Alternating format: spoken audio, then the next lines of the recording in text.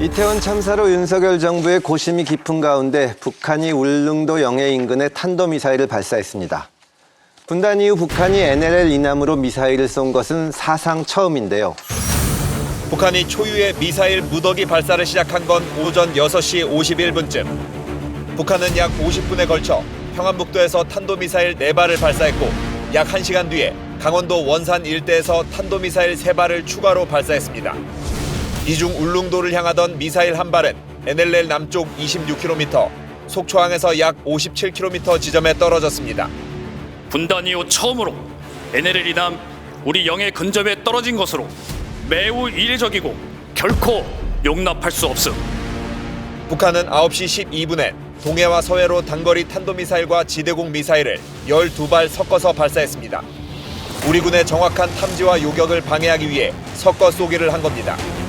이어 오후엔 강원도 고성 일대에서 해상 완충구역으로 방사포 100여 발을 발사했습니다. 또 9.19 군사합의를 위반한 겁니다. 오후 4시 30분쯤엔 지대공 미사일도 추가로 발사했습니다. 북한은 오전 7시 40분 평양 순안 일대에서 동해상으로 대륙간 탄도미사일 ICBM 한 발을 발사했습니다.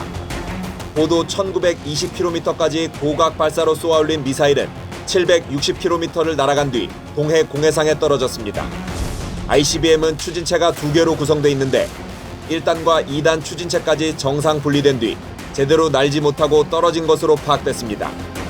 군 당국은 이번 ICBM이 지난 3월 16일 시험 발사 도중 공중 폭발한 화성 17형으로 보고 있습니다. 북한은 ICBM 발사 1시간 뒤 평안남도 개천 일대에서 단거리 탄도미사일 2발도 발사했습니다. 북한의 이번 도발 어떻게들 보시나요?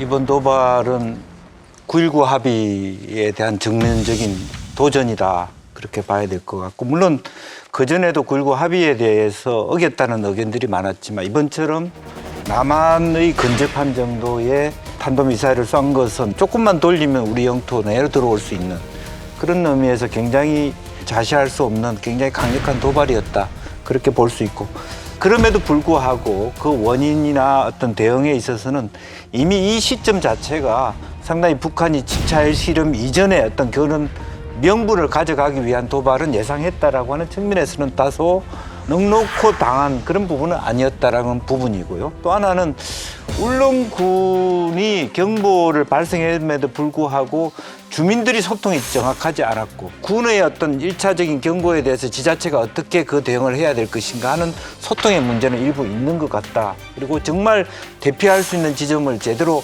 주민들이 알고 있나, 또 마련해 놓고 있나, 그런 부분도 이번 계기로 드러난 문제점이라고 보여집니다. 네, 지금 말씀하신 데 다 동의하고요. 사실 우리 입장에서 본다라고 하면 북한이 우리 마음 같을 때가 언제 한 번이라도 있었나 싶긴 합니다만은 전 국민적인 애도 기간인 이 상황에서 또 이렇게 도발한다라고 하는 게 그야말로 상처 입은 사람들에게 더 상처를 가하는 게 아니냐, 이런 생각을 하게 되고요. 결국은 계속해서 요즘 빌드업이라는 표현 많이 쓰던데요. 이 도발을 점점 강화해 가고, 이것이 결국은 말씀하신 것처럼 7차 핵실험까지 가지 않겠느냐, 이런 예상들이 대부분인 것은 사실이고요. 저는 이게 북한 정권의 김정은 정권의 본 모습이다, 이렇게 생각을 합니다. 판문점에서 만났을 때도 그렇고 뭐라 그랬습니까? 입만 열면 우리 민족끼리 동포, 동족 이런 얘기 계속 해왔잖아요. 한혈육, 한형제, 한민족의 따뜻한 정을 더해준 남녘 동포들에게 감사의 인사를 드립니다.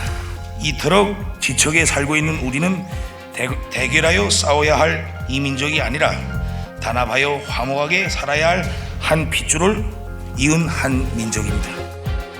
아니, 바이든 대통령이나 매크롱 대통령 이런 뿐만 아니라 심지어는 전쟁을 하고 있는 푸틴, 그리고 시진핑, 이런 사람들도 다 한국민들의 어떤 고통에 대해서 애도를 표합니다. 이렇게 조전을 보내왔고 애도를 표시했어요. 근데 거기다가 지금 미사일을 쏴대고 있는 거 아닙니까? 그러니까 북한의 어떤 그 미사일 발사라든가 북한의 입장은 남한 쪽에 뭐 윤석열 정부가 됐든 야당이 됐든 이런 쪽의 입장이나 이런 것들은 아무 상관이 없는 거구나. 그저 자기들 나름대로의 계획과 목적에 의해서 그냥 해나가고 있을 뿐인데 우리는 그동안에 마치 무슨 걔네들이 어떤 액션을 취하면 그게 뭐 굉장히 가물해서 야 이렇게 뭐 대화 제스처를 제가 보기에 대화 제스처가 됐든 무슨 폭력 제스처가 됐든 모두 다 본인들의 어떤 목표와 지향점을 가지고 하는 것이지 남쪽을 생각해서 뭐 민족을 생각해서 그 1도 없다고 생각합니다. 그러니까 이런 부분에 대해서는 이번에 좀 꿈에서 좀 깨어났으면 좋겠다라는 생각을 합니다. 북한의 핵심은 그거지 않습니까? 우리가 이제 그 지난 정권이 착각했던 부분은 북한이 비핵화 의지가 있을지도 모른다라고 착각한 것 같거든요. 근데 이제 확인된 건 뭐냐? 북한은 비핵화 의지가 없다. 그러니까 북한이 원하는 것은 사실은 비핵화가 아니라 자기 핵보유국으로 인정을 해라. 그 다음 상태에서 그래서 핵 동결이나 아니면 군축 이게 이제 너무나 분명해진 거죠.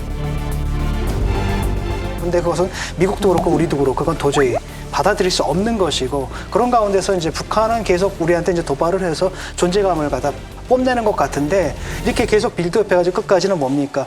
핵실험을 할 때 그 충격 완화 요법이라고 하는가? 굉장히 일상화해서 그 자신들의 도발이 다른 게 우리는 한참 도발로 느꼈잖아요. 근데 이게 좀 반복되다 보니까 우리도 이제 무덤덤해졌어. 이게 도발이야 뭐야? 핵 쐈대? 미사일 쐈대? 지금 이런 상황까지 가버렸거든요. 그래서 이걸 갖다 기정사실화를 하려는 게 아닌가 이런 생각이 들어요. 미국 최신 스텔스 전투기와 핵 추진 잠수함이 동원된 대규모 군사훈련이 이런 북한 도발의 명분이 될 수 있을까요?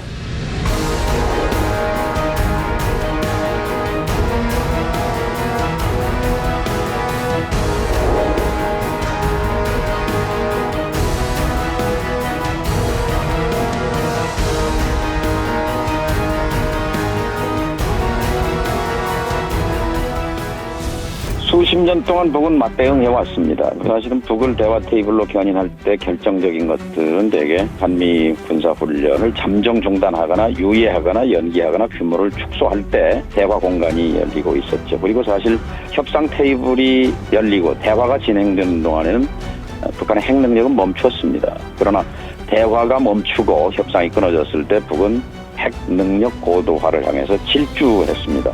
대표적인 기간이 이명박 박근혜 후년 10년 기간 동안이 북으로서는 핵의 최전성기였다고 볼 수 있죠.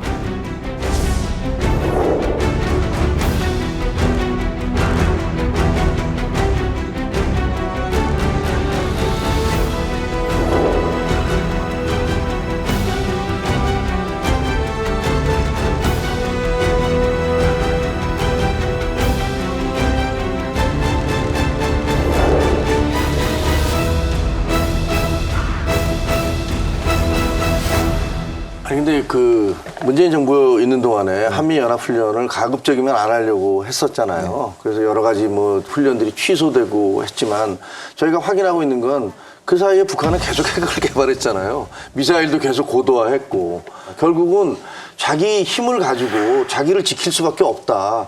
근데 지금 북한은 핵을 가지고 있고 저희는 핵을 가지고 있지 않기 때문에 그렇다면 우리는 뭐 한미동맹을 더욱 강화해서 나중에 저희는 아무런 대응도 없이 그냥 지켜보고 있다가 그쪽에서 도저히 저희가 감당할 수 없을 수준의 어떤 핵 능력과 미사일 능력을 고도화시켜 완성시켜 놓고 그다음에 한미 간의 어떤 훈련이라든가 이런 것들은 너무 오랫동안 하지 않아서 대응을 할 수 있는 체제도 만들어지지 않다면 그러면 가장 큰 피해는 대한민국이 보는 것밖에 대한민국이 볼 수밖에 없지 않겠습니까? 그래서 저는 글쎄 지금 저건 명분에 불구하고 북한은 우리가 무엇을 하든 간에 자기들이 갈 길로 가고 있다 이런 생각을 합니다. 그 부산항에 핵 잠수함이 왔고 사실 뭐 그 이전에 동해에 핵 잠수함이 없었다라고 얘기할 수 없고요. 있었는지도 알 수 없습니다.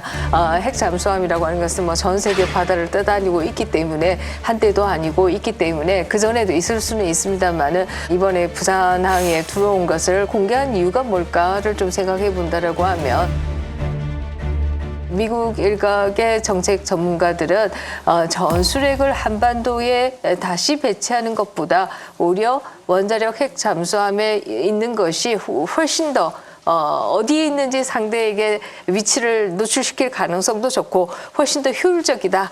이런 주장들을 해왔고요. 아마 이런 주장의 일환으로 부산항에도 올 수 있다라고 하는 것을 보여준 사진이 아니냐 이런 느낌이 들고 이것은 결국 국내에서 핵 개발을 주장하는 사람들에게 우리가 이렇게 얼마든지 위급한 상황이 있으면 도울 수 있다라고 하는 걸 보여주려고 했던 의도가 아니냐. 아마 이것에 대해서도 북한은 상당히 불편했을 것이다. 그리고 또 다른 한편에 있어서는 원자력 핵 잠수함이 상시 배치되거나 혹은 한반도 내에 남한에 배치되거나 이런 것은 막겠다라고 하는 의도도 또 강하게 있지 않을까 하는 생각도 들죠. 북한의 미사일 도발에 우리 군이 NLL 이북의 미사일을 쏘며 맞대응했습니다. 그러자 북한은 또 강원도 고성에 추가 포격을 하면서 한반도 위기가 고조되고 있는데요. 북한 도발에 대응해 우리 군이 동해 북방 한계선 NLL 이북으로 공대지 미사일 3발을 발사했습니다. 북한에선 탄도미사일 1발이 NLL을 넘어왔지만 군은 그에 상응한 거리에 맞춰 3발을 발사해 대응한 겁니다. 도발 직후 긴급 국가안전보장회의 NSC를 소집한 윤석열 대통령은 실질적 영토 침해라며 분명한 대가를 치르도록 엄정 대응하라고 지시했습니다. 분단 후 처음으로 NLL을 침범하여 자행된 미사일 도발이자 실질적 영토 침해 행위라는 점. 윤 대통령은 특히 국가애도 기간 중에 자행된 북한의 도발 행위에 깊은 분노를 느낀다면서 모든 수단을 활용한 단호하고 즉각적인 대응을 재차 경고했습니다. 대북 정책을 어떻게 해야 할까요? 그동안에 보수 정권과 진보 정권이 해왔던 봉쇄 정책이나 햇볕 정책은 사실상 다 실패했다. 그렇게 고백할 수밖에 없는 그런 순간을 맞이하고 있다라고 생각을 합니다. 북핵 대응이 제대로 되지 못한 큰 이유 중에 하나가 완전히 널뛰기였잖아요. 정권이 바뀔 때마다 한때는 햇볕 정책으로 막 밀어주는 척하다가 나중에 또 봉쇄 정책으로 갔다가 또 바뀌면 또 햇볕 정책으로 갔다가 이렇게 왔다 갔다 널뛰기를 하는 순간 그런 동안에 북한에서는 그걸 느긋하게 지켜보면서 자기들의 어떤 정치적, 군사적 목적을 다 달성해 왔단 말이에요. 북한이 보기에는 야, 자네들은 왜 저러나? 뭐 이럴 거 아니겠습니까? 우리한테 이 정권 들어서면 이 얘기하고 저 정권 들어서면 저 얘기하고 행편없구만 이랬을 거라고요. 그러니까 저는 정말로 여야가 단합해서 무슨 대응책을 세워보자. 그리고 북한이 어떻게 나오느냐에 따라서 우리가 또 줄 게 있으면 주고 응징할 게 있으면 응징하고 이런 유연한 태도를 보여야 비로소 그나마 어떤 해결의 실마리를 찾을 수 있지 않을까 이런 생각을 합니다. 말씀하신 대로 북에 맞대응하는 것 좀 맞다고 봐요. 끌려다녀서는 안 돼요. 하지만 말하자면 신냉전의 구도로 가면 저는 안 된다고 봐요. 북을 옥죄는 데 있어서는 중국과 러시아 역할도 필요합니다. 그런데 지금 현재 우려스러운 것은 완전히 중국과 러시아하고는 담을 그어버리고 미국과 일본하고만 놀겠다라고 하는 것으로 인해서 리스크는 올라가고 국가 안보, 국방 비용은 높아지는 그런 부분들이 있어서 저는 오히려 정말 진짜 실용적으로 이 리스크를 관리해가는 그런 어떤 지혜가 필요하다 저는 그렇게 생각합니다.